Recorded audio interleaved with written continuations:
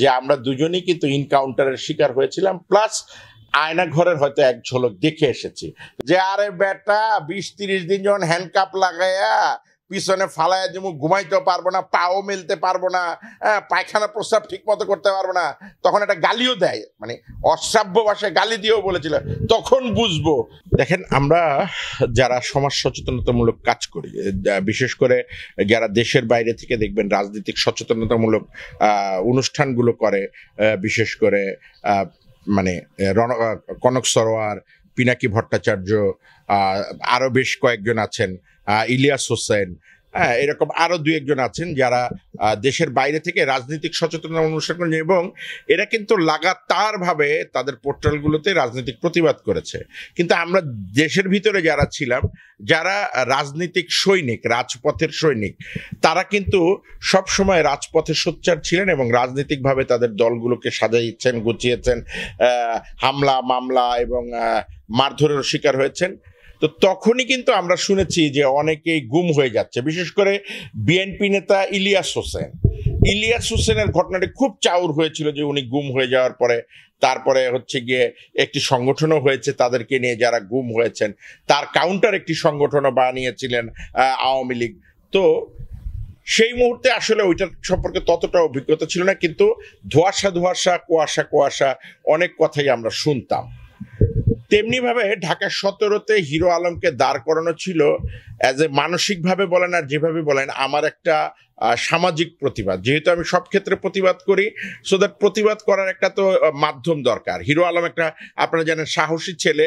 তা আমরা দুইজন যখন হচ্ছে গিয়ে আইল্লাচোরা ছবি করতে যাই, ওর মন মানসিকতা দেখে আমার কাছে মনে হয়েছে যে আমি যেহেতু রাজনীতিতে ওই সরকারের আমলে সচল হব না, বা তখনও বলতাম যে রাজনীতিতে কখনো আমি আবারও সক্রিয় হব কিনা জানি না, কিন্তু ভিতরে তো একটা জিনিস লালন পালন করতাম, প্রতিবাদ বা প্রতিবাদী হচ্ছে গিয়ে যে চেতনাটা আমার মধ্যে লালায়িত ছিল, তার ধারাবাহিকতায় আমি কিন্তু হিরো আলমকে ঢাকা 17-তে দাঁড় করাই। আপনারা জানেন যে তার চেয়ারম্যান কিন্তু আমি, এবং পরবর্তী সময়ে হিরো আলম যখন মারধরের শিকার হন, সেই জাতিসংঘ থেকে শুরু করে সব জায়গায় কিভাবে এটাকে পৌঁছানো যায়, সেই সহযোগিতা থেকে শুরু করে কিভাবে এই বিষয়টিকে সমগ্র বিশ্ববাসীকে জানানো যায়, তার কিন্তু মূল কারিগর আপনারা জানেন যে আমি। কিন্তু এই কাজটি করতে গিয়ে কিন্তু আমি এবং হিরো আলম দুজনেই আজকে, হিরো আলম বলে দিয়েছে, আজকে আপনাদেরকে আমি বলতে চাচ্ছি যে আমরা দুজনেই কিন্তু ইনকাউন্টারের শিকার হয়েছিলাম, প্লাস আয়না ঘরের হয়তো এক ঝলক দেখে এসেছি, কিন্তু তখন ভাবিনি সেটা আয়না ঘর। আমাকে আমার বাসা থেকে তুলে নিয়ে যাওয়া হয় এবং আমাকে তারা গাড়িতে তুলে চোখ বেঁধে অনেকক্ষণ আমাকে ঘুরায়। অনেকক্ষণ ঘুরানোর পর এর মধ্যে তারা মানসিকভাবে আমাকে দুর্বল করার জন্য অনেক ধরনের থ্রেট করে। আমার সামনে তাদের গাড়িতে আমরা যখন যেরকম এখন শুনি, যারা আয়না ঘরের ভুক্তভোগী তাদের কাছে যেরকম শুনি, ঠিক অনেকটাই তখন ওই রকম বিষয়টা ঘটেছিল, যে তারা ফোনে বলছেন যে স্যার ওইটাকে তো হচ্ছে গিয়ে অমুক জায়গায় দিচ্ছি এনকাউন্টার কইরা, আবার বন্ধু বান্ধবরাও ফোন দিয়ে বলছে হ্যাঁ আরেকটারে তুলছে, এটা তরতাজা আছে। মানে আমার তো জানেন আপনার স্বাস্থ্যটা একটু বেশি, তারপরে এরকমও বলেছে যে আরে বেটা 20-30 দিন যখন হ্যান্ডকাপ লাগাইয়া পিছনে ফালাইয়া যেমন ঘুমাইতেও পারবো না, পাও মেলতে পারবো না, পায়খানা প্রস্রাব ঠিক মতো করতে পারবো না, তখন একটা গালিও দেয়, মানে অশ্রাব্য ভাষায় গালি দিয়েও বলেছিল, তখন বুঝবো প্রশাসন কি জিনিস। মানে বিভিন্ন ধরনের কথাবার্তা করে ওই গাড়ি ঘুরানোর মধ্যে কিন্তু মানসিকভাবে দুর্বল করে দিয়েছিল। তারপর বলেছিল বেগম খালেদা জিয়ার বিরুদ্ধে কথা বলতে, আরো 2-3 জন নেতার নাম বলেছিল যাদের বিরুদ্ধে মামলা করতে। তো সেই মুহূর্তে আমি বলেছিলাম যে আমার বাবা একজন মুক্তিযোদ্ধা, আমার শরীরে মুক্তিযোদ্ধার রক্ত, আমি কখনো অন্যায় করিনি, অন্যায় কাজকে প্রশ্রয় দিইনি, বা আমি কোনো অন্যায় কাজ করে হিরো আলমকে ওখানে দাঁড় করেনি। আমাকে বারবার জিজ্ঞেস করেছে তোর পিছনে বিএনপির কোনো লোক আছে কিনা, তোর পিছনে অন্য কোনো রাজনৈতিক দলের লোক আছে কিনা, তোর পিছনে কোনো পয়সাওয়ালা আছে কিনা। আমি বলেছি যে আমরা খালি হাতে নেমেছি, আমি এবং হিরো আলম আমরা খালি হাতে নেমেছি। আমাদের যতটুকু দরকার, আমাদের সব নেতা কর্মী থেকে শুরু করে সবাই আমাদেরকে ভালোবেসে কাজ করবে। ভালোবেসে কাজ করলে নির্বাচন করতে টাকা লাগে না, শুধুমাত্র নির্বাচন কমিশনের টাকাটি জমা দেওয়া ছাড়া। আর আপনারা জানেন যে হিরো আলম একজন প্রযোজক, সো দ্যাট আমরা এর উপরে ভর করেই কিন্তু আমরা এগিয়েছিলাম।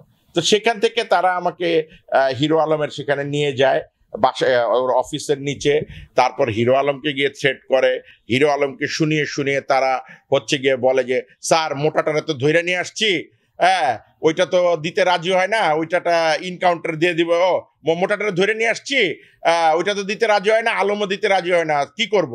তখন ওই পাশ থেকে আবার উত্তর দিচ্ছে যে দুইটারই তাহলে ইনকাউন্টার দিয়ে দেয় বসিলাই নিয়ে, অথবা এয়ারপোর্টের ওইদিকে একটা জায়গা আছে, আমি জায়গাটার নাম এখন মনে করতে পারছি না, ওইদিকে নিয়ে হলে দুইটার ইনকাউন্টার দিয়ে দেয়। তো ওই ফোনটা কেটে দিয়ে তারা আবার আলমকে টর্চার করে মানসিকভাবে, বলে যে বেটা তুই তো ওই লোক মইরা গেলে কোনো সমস্যা নাই, কিন্তু ওই লোকটা তো একটা মিডিয়ার মানুষজন চিনে, অভিনেতা, এই সেই আরো বিভিন্ন কথা বলে নাকি ওকে হচ্ছে গিয়ে তারা ভয় দেখায়। এক পর্যায়ে দুজনকে এক জায়গায় আনার এক পর্যায়ে আরো আমাদের মানসিক টর্চার ওই উপরেই, তারপরে হচ্ছে গিয়ে আলম তখন রাজি হয় যে ঠিক আছে আমি রিজভির বিরুদ্ধে মামলা করব এবং আমি বেগম খালেদা জিয়ার বিরুদ্ধে বক্তব্য দিব। তো ওই যে গাড়িতে তারা আমাকে ধরেন নিয়ে ঘুরিয়েছে এবং একটা জায়গায় নিয়ে আমাকে বসিয়েছিল আলমকে বসানোর আগে, একটা রুমের ভিতরে, তো সেইখানে কিন্তু আমি আশেপাশে মানুষের কান্নার শব্দ শুনতে পেয়েছি, মানুষের চিৎকার শুনতে পেরেছি, যাদের মারলে যেরকম হয় আমাদের সিনেমায় আমরা যেরকম মানুষের মারার আওয়াজ পাই। তো আমি যেহেতু একজন নির্মাতা, আমি প্রথমে মনে করেছিলাম যে আসলে আমাকে মানসিক ভয় দেখানোর জন্যই হয়তো তারা এই সাউন্ডগুলো তৈরি করেছে, যে আমি যেন মানসিকভাবে ভেঙে পড়ি। কিন্তু আজকে যখন একটার পর একটা আয়না ঘরের রহস্য উন্মোচিত হচ্ছে বা বেরিয়ে আসছে, তখন আমার কাছে মনে হচ্ছে যে আসলেই ওই সময় আমি যে শব্দগুলো শুনেছি সেই শব্দগুলো বাস্তব ছিল। মহান রাব্বুল আলামিনের কাছে কৃতজ্ঞতা যে সেই মানুষ, আমি যদি সেদিন সেটার শিকার হতাম, হয়তো আমি গুম হয়ে যেতাম, অথবা সেই অত্যাচারের শিকার হয়ে আজকে হয়তো অন্যরকম কোনো বর্ণনা আপনাদের কাছে দিতাম। কিন্তু আপনাদের ভালোবাসা এবং মহান রাব্বুল আলামিনের কৃতজ্ঞতায় আমি সে আয়না ঘরে যাইনি। কিন্তু আজকে যখন সে আয়না ঘরের বিভৎসতা শুনি, তখন আমার সেই শব্দগুলো কানে ভাসে। আমাকে যেই রুমে নিয়ে বসিয়ে তারা কথা বলেছিল, মানসিকভাবে দুর্বল করার চেষ্টা করেছিল, তখন যে আমি হচ্ছে গিয়ে শব্দগুলো শুনেছি, আমার কাছে মনে হয় সেই শব্দগুলো আমার যেই ভাইরা আয়না ঘরে ছিল তাদেরই শব্দ।